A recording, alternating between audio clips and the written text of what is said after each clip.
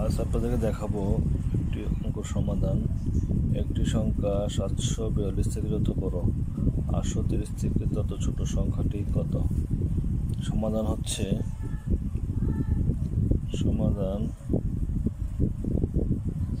খুব সহজ। আমরা প্রথমে দুটি সংখ্যাকে উপর যোগ করে ফেলব। 742 প্লাস 830 ডিভাইডে দেব। আমরা কী করবো? 2 দিয়ে এটারে ভাগ করবো।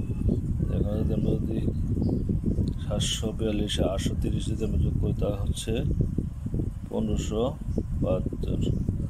এটা 2 দিয়ে ভাগ করবো। 2 দিয়ে ভাগ করলে হবে আমাদের, যদি ভাগ করে সরাসরি দেখায় আপনাদেরকে, তাহলে হচ্ছে যে 1572। দেখেন হচ্ছে 2 দিয়ে আমার 7 দিয়ে 7 দেবো কত? 14।